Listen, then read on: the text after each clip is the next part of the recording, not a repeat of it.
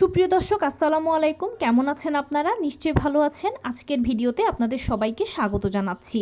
আজকে আমি আপনাদের সাথে আলোচনা করব ডেলিভারির 1-2 ঘন্টা আগে, ডেলিভারির সময়, ডেলিভারির পরে আপনার সাথে যা যা কার্যক্রম হবে, ফাইনালি যেভাবে ডেলিভারি হবে, নর্মাল ডেলিভারি, সিজার দুভাবে আলোচনা করব। তাহলে চলুন মূল ভিডিওতে যাওয়া যাক। বাই দ্য ওয়ে, মূল ভিডিওতে যাওয়ার আগে একটা কথা বলি, আমি আমার চ্যানেলে pregnancy related, specially normal delivery related অনেক ইম্পর্ট্যান্ট তথ্য ভিডিও আকারে শেয়ার করে থাকি। এই তথ্যগুলো আমার পার্সোনাল এক্সপেরিয়েন্স ও আমার ডক্টরের সাজেশন থেকে নেওয়া। তাই আমার চ্যানেলটিকে যদি একবার আপনারা ভিজিট করেন, তাহলে আপনারা আপনাদের প্রশ্নাতীত মনের অনেক প্রশ্নের উত্তর পেয়ে যেতে পারেন। আমন্ত্রণ জানাবো আমার চ্যানেলটিকে একবার ভিজিট করে দেখার জন্য। এবারে চলুন মূল আলোচনায় যাওয়া যাক। আমি শুরুতেই বলেছি আজকে আলোচনা করব ডেলিভারির 1-2 ঘন্টা আগে, ডেলিভারির সময় এবং ডেলিভারির পরে যা যা কার্যক্রম হবে আপনার সাথে, এবং ফাইনালি যেভাবে ডেলিভারিটা হবে, নর্মাল ডেলিভারি ও সিজার দুটো নিয়েই বলবো। চলুন মূল ভিডিওতে যাই। দেখুন, ডেলিভারিটা হচ্ছে একজন মায়ের কাছে স্বপ্নের মতো। কেননা দীর্ঘ 9টি মাস একজন মা বিভিন্ন ধরনের ব্যথা কষ্টের সাথে লড়াই করে ফাইনালি যখন ডেলিভারি রুমে যান, তখন কিন্তু ডেলিভারির মাধ্যমে তার সন্তানকে জন্ম দিতে পারবেন। এটা একটা আনন্দের বিষয়, এবং যেই সন্তানকে নিয়ে তিনি এত স্বপ্ন বুনেছেন, সেই সন্তানকে কোলে নিতে পারবেন, আদর করতে পারবেন, তার দীর্ঘ 9 মাসের সকল কষ্টগুলো লাঘব হবে। প্লাস নারীর পূর্ণতা মাতৃত্বে, এই কথাটা পরিপূর্ণতা পাবে। সেই জন্য একজন মায়ের কাছে ডেলিভারি রুমটা বা ডেলিভারির সময়টা একটা স্বপ্নের মতো। কিন্তু নতুন মায়েদের জন্য এটা স্বপ্নের পাশাপাশি একটু টেনশানেরও। যেহেতু তিনি প্রথমবার এই জিনিসটাকে ফেস করতে যাবেন, তাই তাদের মনে কিন্তু বিভিন্ন ধরনের প্রশ্ন ঘুরপাক খেতে থাকে। বিভিন্ন ধরনের প্রশ্ন আপনাদের থেকে পাই, তারই আলোকে আজকের ভিডিওটা আমি সাজিয়েছি। প্রথমেই বলি, আপনি যখন 9ম মাসে বা 36 সপ্তাহে সর্বশেষ চেক আপটা করাবেন, সেখানেই ফাইনাল সেটেলমেন্ট হবে আপনার কি নর্মাল ডেলিভারি হবে নাকি সিজার হবে। যদি দেখেন যে রিপোর্টে মা বাচ্চার সব কিছু ঠিক আছে, তাহলে তো ডেলিভারিটি ইনশাল্লাহ নর্মালেই হবে। আর যদি দেখেন কোনো জটিলতা আছে, যেমন বাচ্চার গলায় নাড়ি পেঁচানো, বাচ্চা দুর্বল, বা বাচ্চা উল্টো পজিশান বা আড়াআড়ি পজিশান, বা লো লাইং প্লাসেন্টা, বা গর্ভে পানি কম, অথবা মায়ের হাই ব্লাড প্রেশার, ডায়াবেটিস, এই টাইপের কিছু আছে, তখন সেক্ষেত্রে ডাক্তারই বলে দেবে যে আপনার সিজার লাগবে। এখন প্রশ্ন হচ্ছে কখন সিজার করাবো, সেটাও ডাক্তার বলে দেবে যে অমুক দিনের অমুক তারিখে সিজার হবে, অবশ্যই চেক আপ করেই বলবে ডাক্তার। এবারে যদি আপনাকে ডাক্তার সিজারের কথা বলে, তখন তো অবশ্যই আপনি সিজারটা করাবেন। তবে এখানে আমার একটা রিকোয়েস্ট হচ্ছে, প্লিজ কোনো নামসর্বস্ব ডাক্তার কিংবা হসপিটাল নয়, ভালো একজন ডক্টর এবং হসপিটাল চুজ করবেন সিজারের ক্ষেত্রে। কারণ মনে রাখবেন, সিজার হচ্ছে একটা ছোটোখাটো অপারেশান এবং দুটো মানুষের জীবনের প্রশ্ন এখানে। তাই কোনো কিছু কিন্তু এখানে কম্প্রোমাইজ চলবে না দুটো মানুষের জীবনের সাথে। অবশ্যই ভালো একজন ডাক্তার ও একটা ভালো হসপিটালকে চুজ করবেন, নাম সর্বস্ব নয়, আমি যেটা বারবার বলছি। এবারে বলি, আপনি যখন জানতে পারবেন যে আপনার সিজার হবে এবং অমুক দিনের অমুক তারিখে হবে, আপনি বাসায় যাওয়ার পরেই কিন্তু আপনার হসপিটাল ব্যাগটা গুছিয়ে ফেলবেন। কারণ কি, আপনি যখন সিজারের আগে ঠান্ডা মাথায় ধীরে সুস্থে হসপিটাল ব্যাগটা গোছাবেন, তখন আপনার বাচ্চার প্রয়োজনীয় সকল জিনিস যাবে ব্যাগে করে। কিন্তু যদি আপনি তাড়াহুড়ো করে গোছান, তাহলে হবে কি যে প্রয়োজনীয় অনেক জিনিস ফেলে যাবেন, আর ওই মুহূর্তে ওই জিনিসগুলো অ্যারেঞ্জ করাটা অনেক বেশি কষ্টকর। প্লাস এগুলোতে জীবাণু আছে কি না, নাকি এগুলো ভালো মন্দ ইত্যাদির একটা প্রশ্ন থাকে। সেই জন্য আপনি আগে আগে যদি এগুলো গুছিয়ে রাখেন আপনার হসপিটাল ব্যাগটা, তাহলে সব দিক থেকে নিরাপদ থাকবেন। এবারে নির্দিষ্ট ডেটে আপনি যখন হসপিটালের উদ্দেশ্যে রওনা করবেন, তখন 1-2 ঘন্টা আগে আপনি ডেফিনেটলি হসপিটালেই থাকবেন, এবং হসপিটালে যাওয়ার পরবর্তীতে ডাক্তাররা আপনাকে চেক আপ করাবে। অপারেশনের আগে যে একটা প্রাথমিক চেক আপ আছে পেশেন্টের, ওই চেক আপটা ডাক্তাররা আপনাকে করাবে। আপনি যখন ফিটনেস টেস্টে টিকে যাবেন, অতঃপর আপনাকে সিজারের জন্য প্রস্তুত করা হবে। এখানে প্রিপারেশন তেমন কিছুই নয়, শুধুমাত্র আপনার চুলে বেনুনি কেটে দেওয়া হবে। তার পাশাপাশি আপনাকে যেই ডাক্তারদের সেফটি ড্রেস আছে সেটা পরিয়ে দেওয়া হবে। এরপরে আপনি চলে যাবেন সিজার রুমে। একদম ঘাবড়াবেন না, ভয় পাবেন না। নতুন মায়েরা শুনলে হয়তো ভয় পেতে পারেন, এখানে ভয়ের কিছুই নেই। মনে রাখবেন, আপনি মা, আপনাকে এটা ফেস করতে হবে, সন্তানের ভালোর জন্য এটা আপনাকে ফেস করতেই হবে। সন্তানের মুখ কিছুক্ষণ পরে আপনি দেখতে পাবেন, আপনার দীর্ঘ 9 মাসের কষ্টটা লাঘব হবে। ভয় পাওয়ার কিছু নেই, বেশি বেশি করে উপরওয়ালাকে ডাকবেন, আপনি যেই ধর্মের অনুসারী হন না কেন। আর অবশ্যই ভালো ভালো কথা চিন্তা করবেন, বেশি বেশি করে সন্তানের কথা চিন্তা করবেন, তাহলে দেখবেন সকল ভয়গুলো দূর হয়ে যাবে। আর নিজেকে এটাই বারবার বোঝাবেন যে আমি তো প্রথমবার সিজারের সম্মুখীন হচ্ছি না, আমার আগে তো অজস্র মানুষ সিজারের মাধ্যমে সন্তানকে জন্ম দিয়েছে, তারা সবাই যদি পারে তাহলে আমি কেন পারবো না। এভাবে নিজেকে সান্ত্বনা দেবেন, ভালো ভালো চিন্তা করবেন, বেশি বেশি করে উপরওয়ালাকে ডাকবেন, দেখবেন আপনার ভয়টা দূর হয়ে যাবে। এরপরে অবশ্যই যথারীতি সি সেকশনের যে প্রক্রিয়া আছে সেটা শুরু হয়ে যাবে। প্রথমে আপনাকে অ্যানেস্থেসিয়া দেওয়া হবে, তারপরে অপারেশন শুরু করবেন ডাক্তার। এখানে বলে রাখি, অনেকে হয়তো ভয় পেতে পারেন, কিন্তু ভয় পাবেন না, জেনে রাখাটা জরুরি। অনেকে মনে করেন যে একবারেই কি আমাকে কাটা হবে জায়গাটা, না একদম কাটা হবে না। ডাক্তাররা মাপ মতো পেটের একটু নিচে এবং নিতম্বের একটু উপরের দিকে মাপ মতো ডাক্তাররা অল্প একটু জায়গাকে কাটেন। একবারেই কাটা হয় না, এখানে স্তরে স্তরে কাটা হয়, কারণ আপনার বাচ্চা আছে, তার মাথা আছে, সেই সিকিউরিটি মেনটেন করেই কিন্তু এখানে কাটা হয়। এবং অতঃপর দেখবেন যে একদম ইজিলি 10 মিনিটের ভেতরে ডাক্তার অপারেশন করে বাচ্চাকে বের করেছে, প্লাসেন্টা বের করেছে। এর পরবর্তীতে ডাক্তাররা একজন ডাক্তার আপনার বাচ্চাকে হ্যান্ডেল করবে এবং আরেকজন ডাক্তার আপনাকে সেলাই করবে, এবং সেলাইটাও স্তরে স্তরে দেওয়া হবে। জাস্ট এটা 15 থেকে 20 মিনিটের ব্যাপার। এক্সপার্ট ডাক্তার হলে কিন্তু আরও অল্প সময় লাগতে পারে, তাই এই জন্যই বারবার বলছি যে একজন ভালো ডক্টর চুজ করবেন, একটা ভালো হসপিটালকে চুজ করবেন। এরপরে আপনার আস্তে আস্তে সেন্স আসবে, ধীরে ধীরে আপনি আপনার বাচ্চাকে কোলে নিতে পারবেন, বাচ্চার মুখ দেখতে পারবেন, সব ব্যথা কষ্টগুলো আপনি একদম নিমেষেই ভুলে যাবেন। অতঃপর এক একটা হসপিটালের এক একটা নিয়ম থাকে, কারো 3 দিন থাকতে হয়, কারো 4 দিন থাকতে হয়। আপনি যে হসপিটাল চুজ করবেন সেই হসপিটালের নিয়ম অনুযায়ী 3-4 দিন থাকবেন। ওই সময় ডাক্তাররা আপনাকে বাচ্চাকে অবজার্ভ করবে আপনাদের কোনো সমস্যা আছে কি না, এবং পরবর্তীতে আপনাকে অ্যান্টিবায়োটিকের পাশাপাশি কিছু নির্দেশনা দেবে, যেমন 6 মাস ভারী কাজ করবেন না, 1.5 মাস পর্যন্ত সহবাস করবেন না, সেফ মতো চলবেন। এভাবে কিছু নির্দেশনা আপনার থাকবে, সে মতে যখন আপনি বাসায় চলে এসে মেনটেন করবেন সেই নির্দেশনাগুলো, ইনশাল্লাহ দেখবেন আপনি ধীরে ধীরে সুস্থ হয়ে যাবেন। এভাবেই সি সেকশনটা আসলে শেষ হয়। এরপরে বলি নর্মাল ডেলিভারির কথা।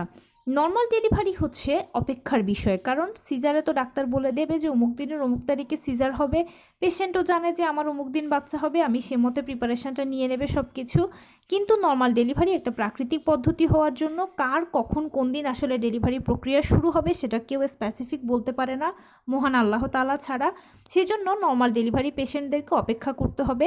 9 মাসের সর্বশেষ চেক আপে আপনি যখন দেখবেন যে আপনাকে ডাক্তার নর্মাল ডেলিভারির কথা বলছে বা রিপোর্টসে সব কিছু ঠিক আছে, নর্মালে হওয়ার চান্স আছে, তখন অবশ্যই বাসায় চলে আসবেন। আর আপনার এই সময়গুলোতে করণীয় কাজ হবে নিয়মিত হাঁটাচলা করবেন, টুকটাক কায়িক শ্রম করবেন, লো কমেটটা ব্যবহার করবেন, পুষ্টিকর খাবার খাবেন, নিশ্চিত করবেন সারাদিনে আপনি যা যেরকম খাবার খাচ্ছেন সকল ভিটামিন, মিনারেলস, ক্যালসিয়ামগুলো যেন ঘুরে ফিরে আপনার বডিতে যায়, আপনার থেকে বাচ্চা পায়। প্রতিদিন 12 থেকে 14 গ্লাস পানি পান করবেন, প্লাস ডাক্তারের দেওয়া আয়রন, ভিটামিন, ক্যালসিয়াম ওষুধগুলো সেবন করবেন। ভালো মন্দ ডাক্তারের সাথে শেয়ার করবেন। আপনি যেই ধর্মের অনুসারী হন না কেন বেশি বেশি করে উপরওয়ালাকে ডাকবেন। এভাবে আপনি সময়টা পার করবেন ডেলিভারি প্রক্রিয়া শুরু হওয়া পর্যন্ত। আপনি প্রথম কনসিভ করার পরে আপনার ডাক্তার আপনাকে যে ইডিটি বা এক্সপেক্টেড ডেট দেবে, সেই ডেটে অনেকের ডেলিভারি হয়ে যেতে পারে। যদি হয়ে যায় তাহলে তো ভালো, আর যদি না হয় পরবর্তীতে ডাক্তারের কাছে গেলে ডাক্তার চেক আপ করে আপনাকে আরও এক্সট্রা 7 দিন দেবে। সেই 7 দিনের ভিতর ডেলিভারি হলে ভালো, না হলে পরবর্তীতে চেক আপ করে আপনার ডাক্তার আপনাকে আরও 2 দিন, 3 দিন, 5 দিন এক্সট্রা দিতে পারে। এর মধ্যে যদি ডেলিভারি হয় তাহলে তো ভালো, আর না হলে এর পরবর্তীতে সিজার লাগবে, কারণ নর্মাল ডেলিভারির ক্ষেত্রে সর্বোচ্চ আপনি 40 সপ্তাহ পর্যন্তই অপেক্ষা করতে পারবেন, এরপরে সিজার করানো হয়, কারণ এরপরে আসলে বাচ্চার মৃত্যু ঝুঁকি থাকে সেই জন্য। বা অনেক সময় দেখা যায় গর্ভের ভেতরে অক্সিজেনের পরিমাণ কমতে থাকে, পানির পরিমাণে কমতে থাকে, অথবা বাচ্চা টয়লেট করে দিয়ে সে টয়লেট খেয়ে ফেলার প্রবণতা থাকে, ইত্যাদি সমস্যা থাকে। তবে কোনো মা যদি খুব ভালো সাপোর্ট দিতে পারে, বাচ্চা যদি ভালো সাপোর্ট দিতে পারে, তাহলে ডাক্তার সেক্ষেত্রে 41 সপ্তাহটা অপেক্ষা করান, কিন্তু এটা খুব কমই হয়ে থাকে। আর আরও বড় আশার কথা হচ্ছে 97% ডেলিভারিগুলোই কিন্তু 40 সপ্তাহের মধ্যে হয়ে যায়, তাই এটা নিয়ে আপনাকে একদম নিশ্চিত থাকতে হবে।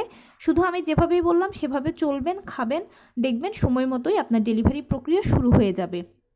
নর্মাল ডেলিভারির ক্ষেত্রে ডেলিভারি প্রক্রিয়া শুরু হয় পিরিয়ড হওয়া দিয়ে। যখন আপনার পিরিয়ড শুরু হয়ে যাবে তখনই বুঝবেন যে আপনার ডেলিভারি প্রক্রিয়া শুরু হয়ে গেছে, প্লাস আপনার জরায়ুর মুখও খুলতে শুরু করে দিয়েছে। এরপরে আপনার একটু একটু করে পানি ভাঙবে। কারো দেখা যায় তার থেকে একটু বেশি পানি ভাঙে। এই সময়টাতে হসপিটালে চলে গেলে ভালো। এতে প্রথম থেকে শেষ পর্যন্ত ডাক্তারদের অবজারভেশনে থাকতে পারলেন, আপনাকে আর বাড়তি কোনো টেনশন নিতে হলো না। যদি সাহস করে বাসায় থাকতে পারেন তাহলে অবশ্যই বিছানায় শটান শুয়ে পড়বেন। এতে কি হবে, বেশি পানি ভেঙে যাবে না, আর গর্ভের ভেতর বাচ্চা শুকিয়ে মারা যাওয়ারও টেন্ডেন্সি থাকবে না। পানি ভাঙার 24 ঘন্টার মধ্যে, সর্বোচ্চ 24 ঘন্টার মধ্যে পেইন চলে আসবে আপনার। কারো আবার 5-7 ঘন্টার মধ্যেও পেইন এসে যায়, কারো 13 থেকে 14 ঘন্টার মধ্যেও পেইন আসে, যার যেরকম সময় লাগে। পেইন যখন আসবে প্রথমে হালকা থাকবে, তারপরে মাঝারি, এরপরে ভারী হবে। পেইনটা কখনোই এক নাগাড়ে হবে না। এটা কারো 10 মিনিট পর পর হয়, কারো 15 মিনিট পর পর হয়, কারো আবার আধা ঘন্টা পর পর হয়, যার যেরকম আসে পেইনটা প্রথমে যখন হালকা থাকবে তখন অপেক্ষা করবেন দ্বিতীয় পর্যায়ের জন্য। দ্বিতীয় পর্যায়ে গিয়ে আপনার পেইনটা হালকা থেকে এটা মাঝারি হবে, মাঝারির পর থেকে আস্তে আস্তে পেইনটা ভারীর দিকে যাবে। তবে ভারী পেইন মানে এরকম নয় অসহ্য ব্যথা, অতিরিক্ত যন্ত্রণা, এরকম কিছু নয়। ভারী পেইন মানে হলো বারে কমে আসা। আপনার প্রথমে যদি 15 মিনিট পর পর পেইন আসতো, এখন হয়তো 10 মিনিট পর পর আসবে, 7 মিনিট পর পর আসবে, কিন্তু ওই যে থেমে থেমেই আসবে, শুধু বারে কমে আসবে পেইনটা। যখন পেইনটা ভারী হবে তখন আপনাকে ডাক্তার ডেলিভারি রুমে নিয়ে যাবে। এর মাঝখানে কিন্তু ডাক্তাররা এসে আপনার জরায়ু মুখটা চেক করবে বারবার করে, যে জরায়ু মুখ 4 সেন্টিমিটার খুলেছে কিনা। জরায়ু মুখ 4 সেন্টিমিটার না খুললে কিন্তু ডেলিভারি হবে না, কারণ 4 সেন্টিমিটার পথ না হলে বাচ্চা বেরোতে পারবে না। সেজন্য ডাক্তাররা বারবার করে আপনাকে চেক আপ করবে, দেখবে যে 4 সেন্টিমিটার খুলেছে কিনা। তো পেইন যখন আসলে ভারী হয় তখনই মূলত জরায়ু মুখও 4 সেন্টিমিটার খোলে, আর ওই সময় ডাক্তাররা আপনাকে লেবার রুমে নিয়ে যাবে। লেবার রুমে নিয়ে যাওয়ার পরে ডাক্তারদের যা যা কার্যক্রম আছে, বাচ্চাকে চেক আপ করা, আপনাকে চেক আপ করা, যা যা তাদের ফর্মালিটিসগুলো আছে সেগুলো তো করবে। করার পরে এক পর্যায়ে দেখবেন যে আপনার জরায়ুর কন্ট্রাকশন শুরু হয়ে যাবে, মানে জরায়ু সংকোচন হবে, প্রসারণ হবে, বারবার হবে। আর ঠিক ওই সময়টাতে বাচ্চা ভেতর থেকে চাপ দেওয়া শুরু করে, নিচের দিকে নামতে থাকে। আর ওই পর্যায়ে ডাক্তার আপনাকে বলবে যে মা চাপ দিন, জোরে জোরে চাপ দিন। তখন আপনি জোরে জোরে যদি 2-3টে চাপ দিতে পারেন, তখন ইনশাল্লাহ দেখবেন দ্রুত আপনার বাচ্চা বেরিয়ে যাবে। এখানে একটা টেকনিক শিখিয়ে দিই আপনাদেরকে। যখন আপনারা চাপ দেবেন তখন মাথার নিচে একটা বালিশ বা একটা কাপড় বা কিছু একটা মাথার নিচে দিয়ে রাখার চেষ্টা করবেন, আর দুটো হাতকে মুঠি করে ধরে রাখবেন কিছুর সাহায্যে। এতে কি হবে, আপনার ফুল বডি থেকে আপনি চাপ দেওয়ার জন্য একটা ভালো জোর পাবেন। আর যখন আপনি জোরে জোরে 2-3টে চাপ দিতে পারবেন এভাবে, তখনই দেখবেন যে আপনার বাচ্চা ডেলিভারি হয়ে গেছে। এরপরে প্লাসেন্টা ডেলিভারির মাধ্যমে সাকসেসফুলি আপনি আপনার দীর্ঘ 9 মাসের জার্নিটাকে নর্মাল ডেলিভারির মাধ্যমে শেষ করতে পারবেন। যদি কারো সাইড কাটার প্রয়োজন হয়, সাইড সবার কাটা লাগে না, কারণ কি যাদের পেলভিসটা চাপা থাকে তাদেরই সাইড কাটতে হয়, আর যাদের পেলভিসটা সময় মতো প্রসারিত হতে পারে তাদের সাইড কাটা লাগে না। এবারে যদি কারো সাইড কাটার প্রয়োজন হয় তখন সেক্ষেত্রে ডাক্তাররা সাইড কাটবে এবং প্রয়োজনে সেলাই দিয়ে দেবে। সাইড কাটা ও সেলাই দুই ক্ষেত্রেই কিন্তু অ্যানেস্থেশিয়া ব্যবহার করা হয়। এটা একটা লিকুইড অ্যানেস্থেশিয়া, আপনার বোঝার কোনো উপায় নেই।